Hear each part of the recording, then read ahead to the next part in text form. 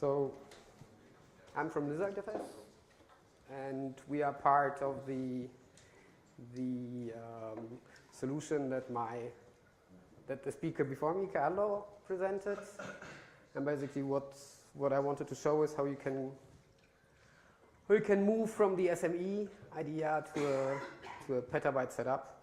Our file system is pretty simple. You can just use whatever you want.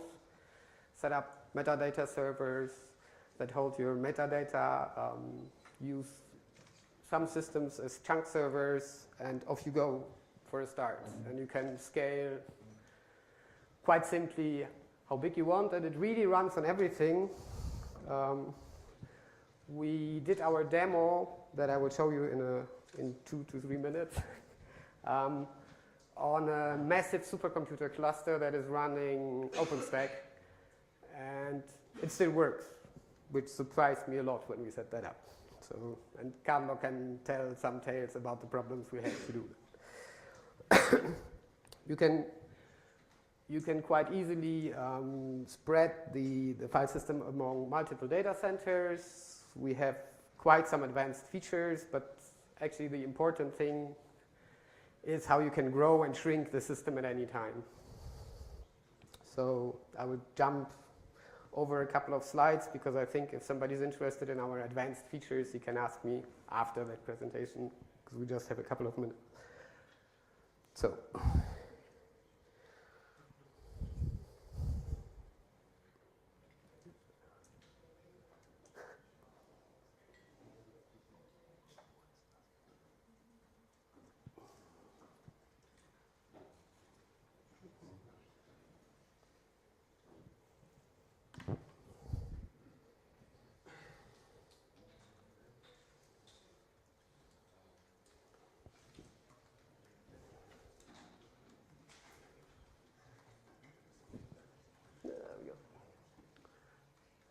So this is a node weaver setup with a connected LizardFS. It's running on a massive supercomputer system. We have set it up so that you can see. We have 1.9 petabytes currently running on a node weaver that we presented a minute ago as an SME setup. We have, come on,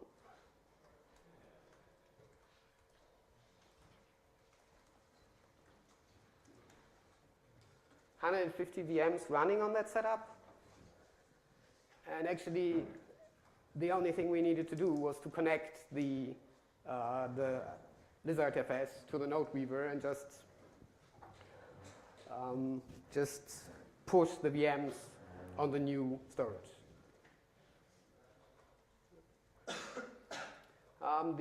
Most of the VMs are running with 3 copies on 3 different chunk servers.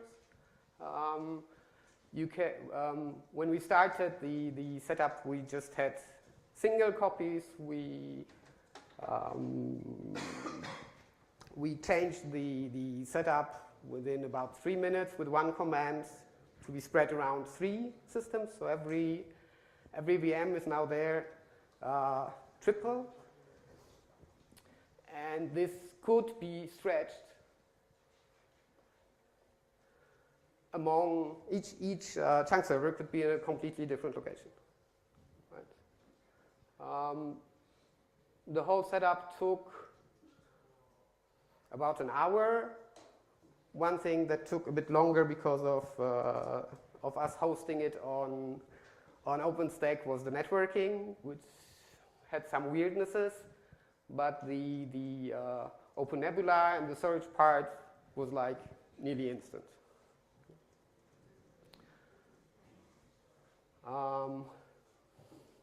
Yeah, that's basically what I wanted to show. Any questions?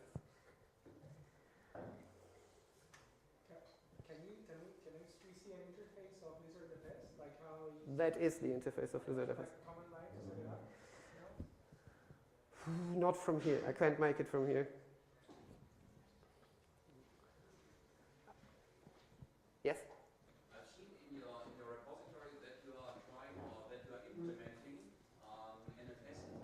Yes. Ganesha? Yes. What's the status of that? That's ready. It's ready? Yes. We delivered it to a customer 2 days ago, so it's production ready. And it's really simple because it's just the Ganesha metadata server is plugged on our metadata server, and the Ganesha nodes are plugged onto the chunk servers. So we have full PNFS support as well, and it's really easy to set up. Go on. Another question. There's a single point of failure, at least in the community version, the metadata node. Yes. The clustering is available in the commercial version. Yes. Basically, the model that we do as the main sponsor is we have a couple of commercial add-ons like the tape server or the Windows client or the Raft-based HA, and they are based on a support model. So if you buy support for LizardFS from us, you get all the commercial add-ons together with it in a bundle.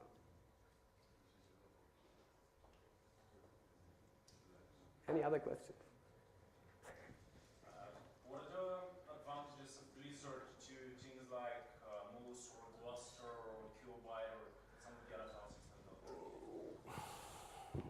If it comes to Gluster or Ceph, my personal opinion is that it's just simpler.